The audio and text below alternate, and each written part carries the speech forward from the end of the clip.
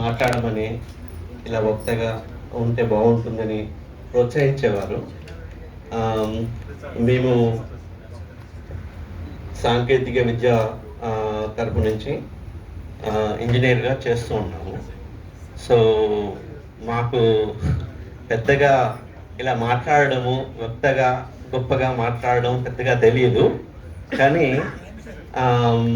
మా మామయ్య ఇన్స్టిగేట్ చేసేవారు. అంటే నేను ఎక్కువగా ఆధ్యాత్మికంగా ఇంట్రెస్ట్ చూపిస్తున్నాను ఈ మధ్యలో. చూపిస్తూ మెడిటేషన్ అదంతా చేస్తూ ఉండడం వల్ల ఏమనేవాడంటే, మెడిటేషన్ వల్ల ఏమొస్తుంది, మాట్లాడడం వల్ల వస్తుంది. మాట అనేది చాలా ముఖ్యం మనిషికి. ఎక్కువ మాట్లాడడం నేర్చుకోవడం మంచిది, మాటే గొప్ప అని దాని మీద కూడా ఒక కవిత రాశారు. దాంట్లో ఈ జిఎల్ఎన్ జిబ్రానుల్ అనేది మాట లేకపోతే మనిషికి ఉండదు. నేను ఎక్కువగా కన్జర్వేటివ్గా అంటే ఉండేవాడిని, ఎక్కువ మాట్లాడకపోయేది, ఎక్కువగా రిజర్వ్డ్గా ఉండేవాడిని అనమాట. సో కానీ నాలో ఏదో కనిపెట్టి అతను ఆల్వేస్ ఇన్స్టిగేట్ చేసేవారు, మాట్లాడండి మాట్లాడితే మంచిది అని చెప్పేసి.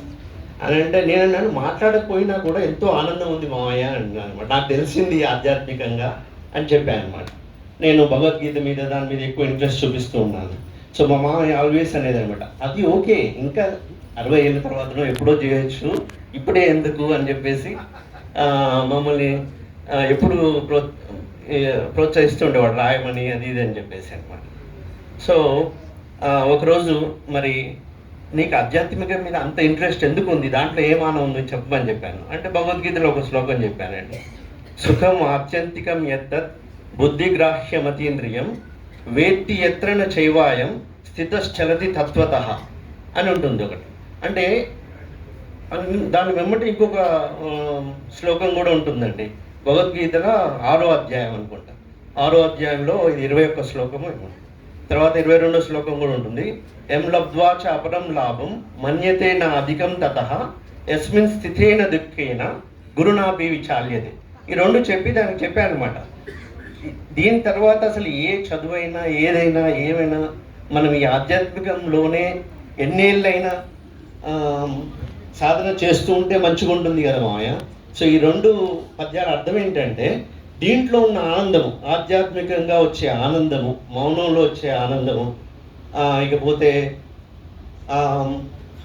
సుఖం ఆత్యంతికం యత్తత్ బుద్ధిగ్రాహ్యమతీంద్రియం అంటే బుద్ధి ఇంద్రియాలకు అందకుండా బుద్ధి మాత్రమే గ్రహించే ఇంత ఆనందం మనకి ఇంకా వేరే దేంట్లో రాదు. ఎందులోనైనా కూడా మనకు ఆ కాన్ఫ్లిక్ట్ అనేది ఉంటుంది. ఇప్పుడు ఈ ప్రపంచమే కాన్ఫ్లిక్ట్ అనేది ఉంటుంది, ఏది చేసినా అంటే సుఖ దుఃఖాల మిళితమే ఉంటుంది. కాబట్టి మాటలో కూడా ఇప్పుడు మాట్లాడతాం, ఎవరో ఒకరు మళ్ళీ దానికి ఇమీడియట్గా కౌంటర్ ఇస్తారు, లేకపోతే మంచిగా మాట్లాడుతానేమో, ఇవన్నీ జరుగుతాయి. సో కాబట్టి మౌనమే ప్రాక్టీస్ చేస్తాను మామయ్య అంటే, లేదు మాట గొప్పది అని అంటారనమాట. సో అలాగే జరిగేది అనమాట, అంతే. సో మా ఇద్దరి మధ్యలో ఒక్కోసారి ఇలాగ చాలా చాలా డెప్త్గా వెళ్ళేది. సో ఇంకా ఇంతటితో ముగిస్తున్నానండి. చాలా చక్కని ప్రసంగాన్ని మనం ఆలకించాము కనుక ఏ విధంగా మామూలు